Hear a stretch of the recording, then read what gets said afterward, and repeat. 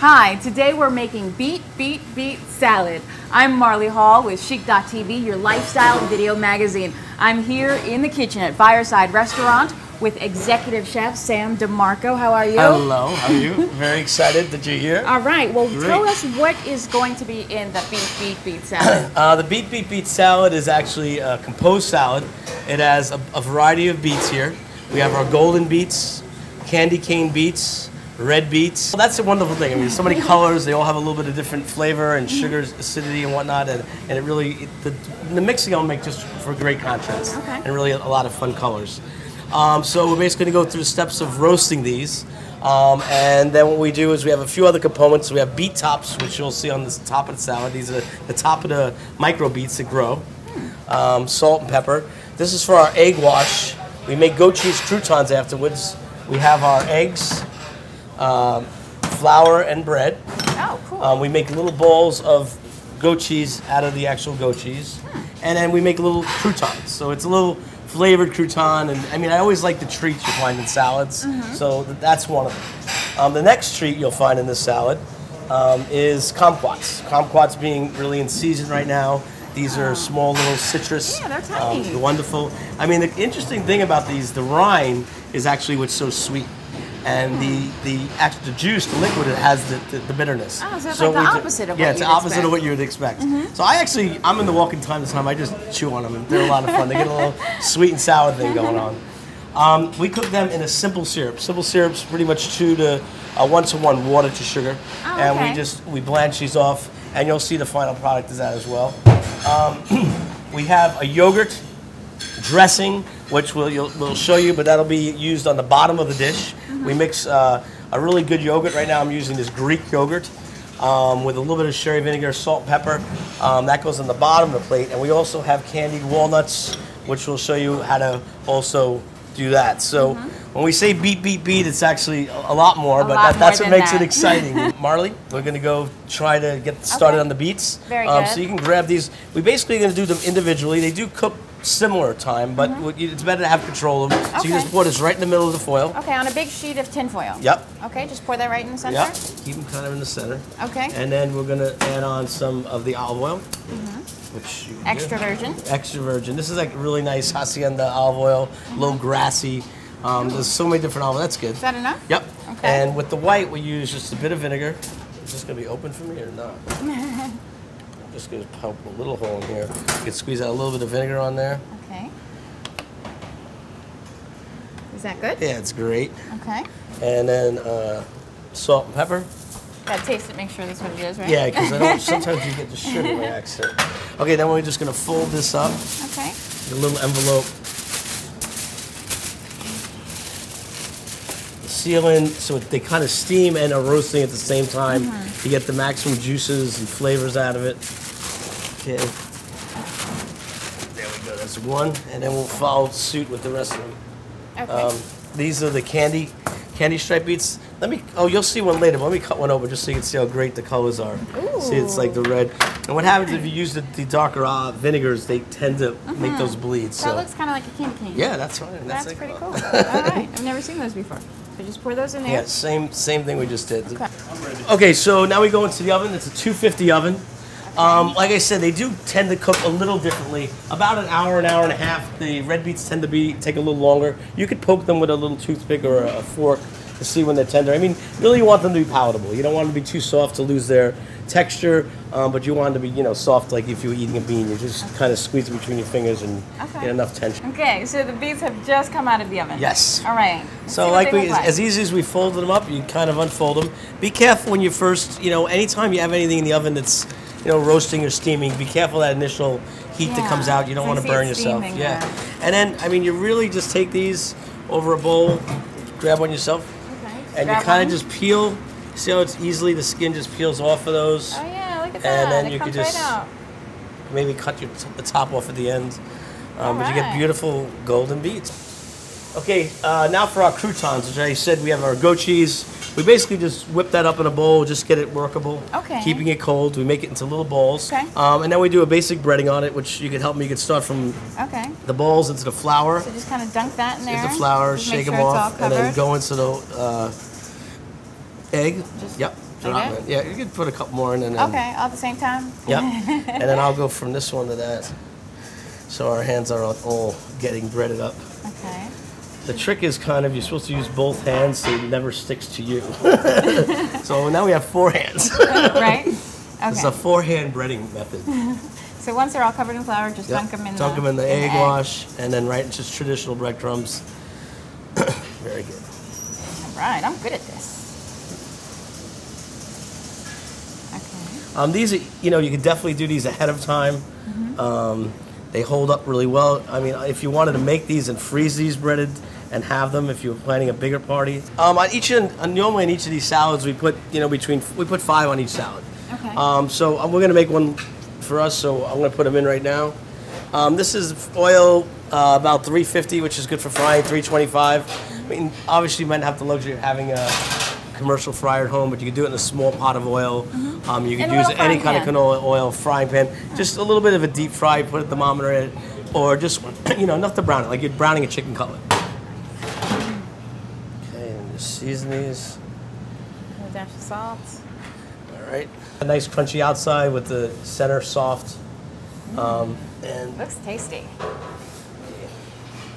Okay, so moving on to our next treat in the salad. Okay. We're going to do our kumquats. Again, this is for seasonality. I think that they're a great winter fruit. They add a nice complexity to the salad to get that little sweet tone against the beets. We like to keep things to its natural form. Like you saw the beets, we're keeping them whole just so you realize what they were when they started. Yeah. So this is the simple syrup we discussed. You simply just put the simple syrup in a pot. That's sugar and water.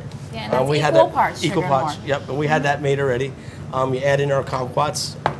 We do cut these in half first. So, if you want to cut some, I'll give you this. You want the small knife or the bigger knife? I'll take the small knife. All right, so we do cut them in half, just so they come out a little bit the size of the beets afterwards. Ooh.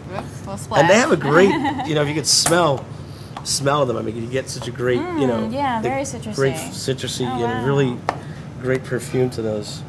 All right, so we're just going to the fire with this. Medium heat. Let them just simmer in there. About how long do you think? 30 to 40 minutes. Okay. Till they're tender.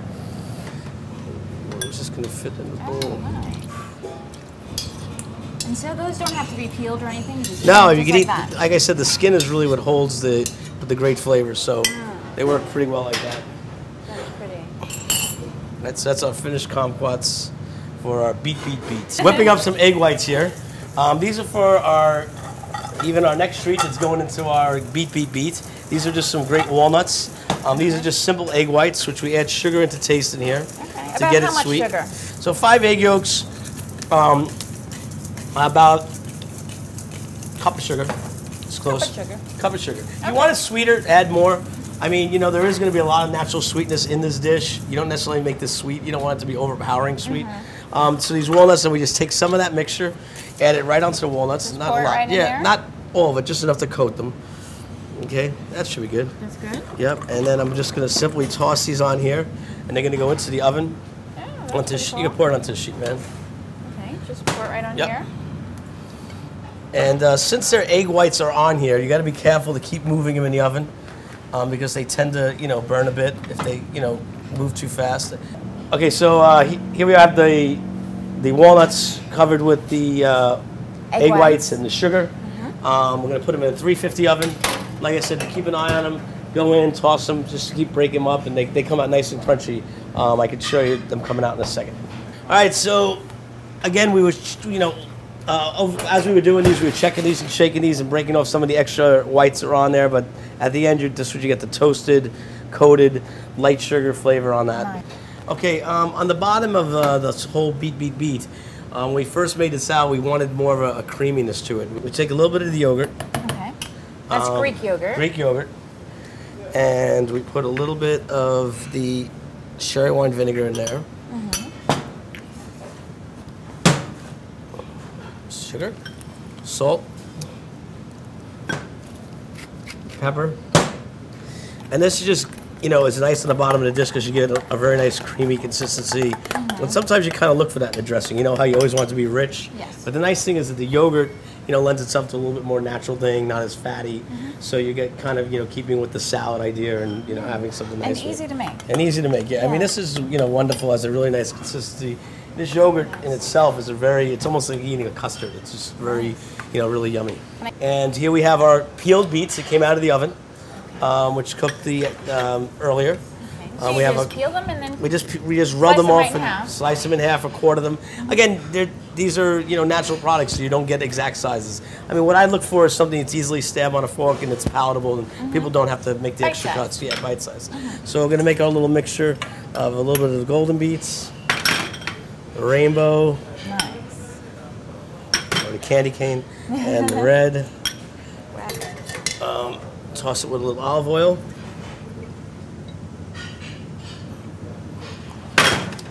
The sherry wine vinegar.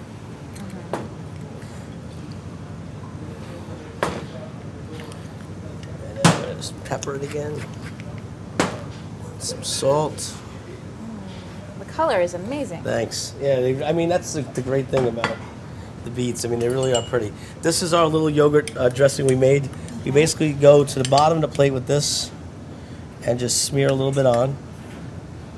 And that's why I said, you really look for that creamy consistency when you're eating something. And then we layer our beets onto the bottom of the plate. You don't want to leave them in the bowl too long because they'll tend to, the colors all come together.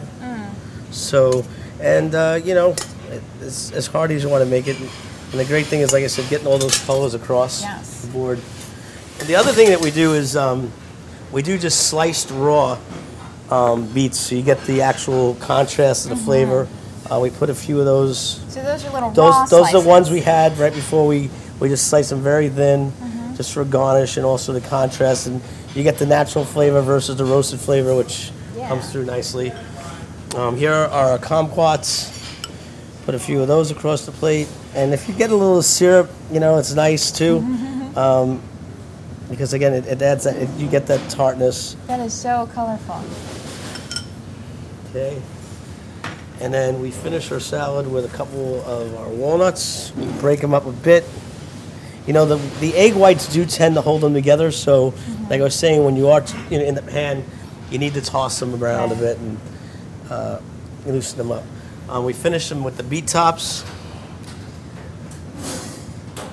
A nice little thin layer across the top. And once again with the olive oil and a little around the plate.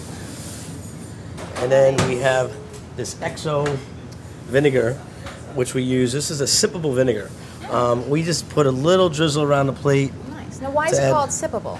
It's actually, you could drink it. I mean, it's not harsh enough that it hurts you. Yeah. I mean, it has a really nice acidity. And we lay our croutons around. Wow. And that's it. That's our plate. And now for my favorite part of every segment. Okay, thank you. The tasting. All right, choose your sword. I know, right? There's so much to choose from on this plate. I don't know where to start. Well, I think that's the fun part, as I was saying, eating through the plate, hitting different components and trying different things. You have the raw beet versus the roasted beets. And how the sweetness comes up. You like that? Oh, sweet and savory. I got a kumquat. That was good. Oh, you did get a kumquat. There you go. I went right for that kumquat. Thank you so much. You're welcome. Executive Chef Sam DeMarco here at Fireside Restaurant. I'm Marlie Hall with CHIC.TV. Bon appetit. Thank you.